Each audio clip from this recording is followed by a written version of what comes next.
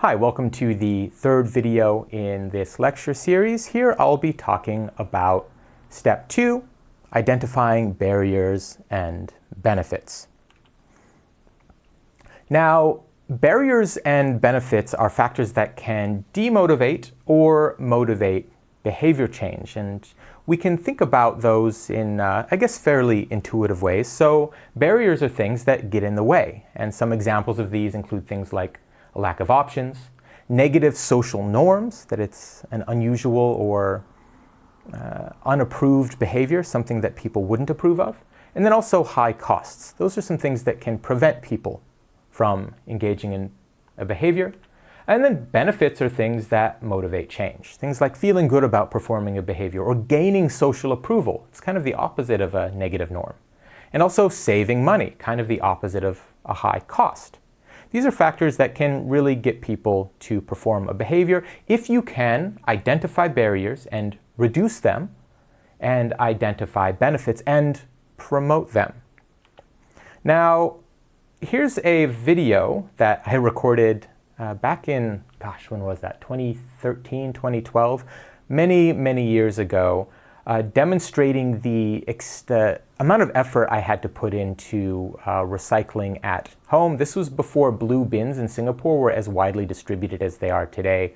And check out the video. Go ahead and snap this QR or take down the bit.ly. You can see that I had to travel quite a distance just to dispose of my recyclables. And for me, it was worth it because I think recycling is important. But I think for many people, the barrier would have been far too much. Just one good example of convenience as a barrier. Now, there's been research on barriers and benefits, and there was one interesting study that looked at internal and external barriers. And I want to talk about this briefly, because we can think about barriers that are largely in people's heads or barriers that are external to individuals related to their social or physical surroundings. So internal barriers in this study, and this was about adopting eco-conscious apparel.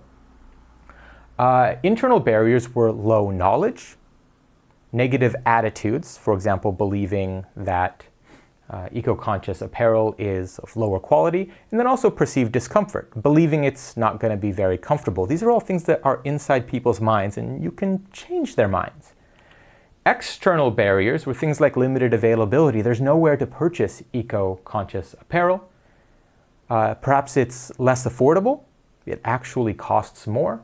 And then there may be social expectations, something about eco-conscious apparel being weird, right? Or being uncommon and odd in some ways, where there's a social norm that goes against adopting eco-conscious apparel.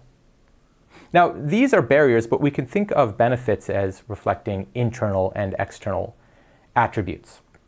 For example, an internal benefit could be positive attitudes, right? Believing that purchasing eco-conscious apparel will benefit the world, or maybe feeling good about yourself, that it aligns with your values. Right? Those are perceived benefits that happen inside people's heads. External benefits could be things like gaining social approval. If you demonstrate that you're eco-friendly to others, maybe they will like you more, right? And so that's an external benefit.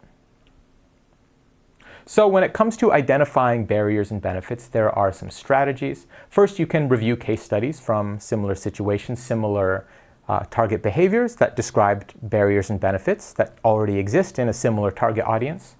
You can conduct observations of relevant behaviors and see if certain individuals or certain scenarios lead to more of the desired behavior. You can use focus groups where you speak with consumers and gain in-depth understanding of the reasons they perform or do not perform the behavior, and you can learn about perceived barriers and benefits. And you can also survey the target audience just for a general idea of which barriers and benefits tend to resonate with a broad sample of the target audience. So that's it for my talk on identifying barriers and benefits. Stay tuned for the next video where I talk about developing a strategy.